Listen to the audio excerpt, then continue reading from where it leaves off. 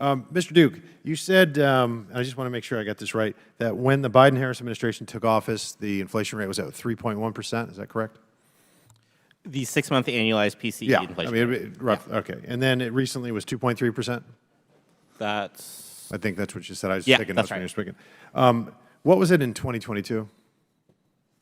Higher. A lot higher, 8%. Yeah. 40-year high. You didn't mention that part. I just found that was interesting.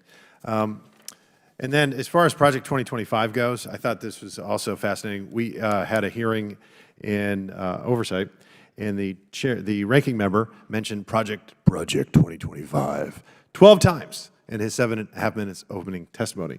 Then I asked the Democratic witness a series of questions about the Department of Defense and missile defense and China, and he agreed with every single thing that I said, every proposal, and everything came out from the DoD chapter of Project 2025. Hadn't read it until this weekend.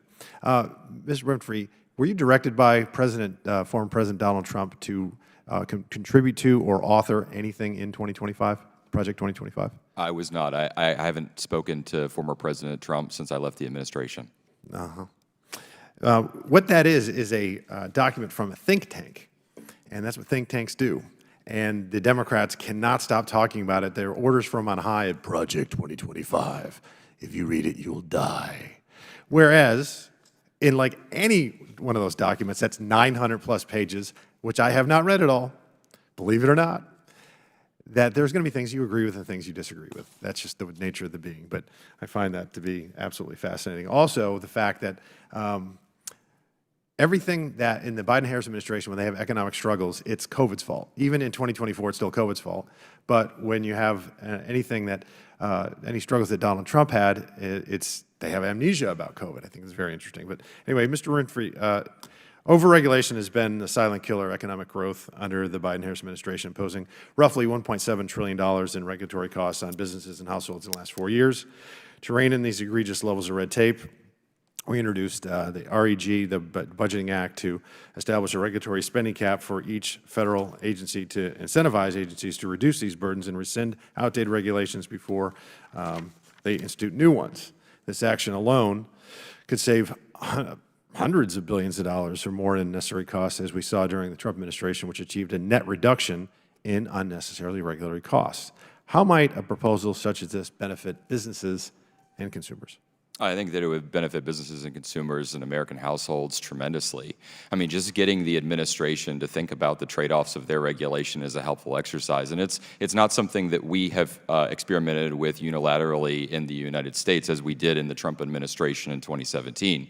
It's something that is a typical procedure that's used in the United Kingdom and also in Canada and in other of our peer nations.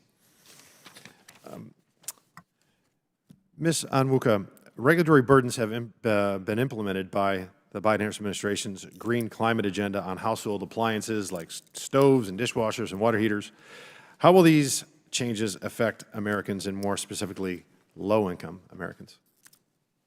Well, these new regulations, these requirements, I mean, number one, they're cost prohibitive for the upfront cost for spending on these, these new appliances, the upfront cost of installing these new things, and it's, as I said, it's cost prohibitive to many households, particularly those who are low income. As I stated earlier in my testimony, low-income families spend disproportionately more of their budgets on basic necessities. Where is the extra money the extra $9,000 to retrofit their households with these new appliances? It seems honestly very elitist to put these mandates on so many households, and frankly, it dismisses the real hardship that they're experiencing. Thank you. Mr. Duke, what I presume you would agree, or you would assert that the economy's done better under the Biden-Harris administration than the Trump administration. Would that be your argument?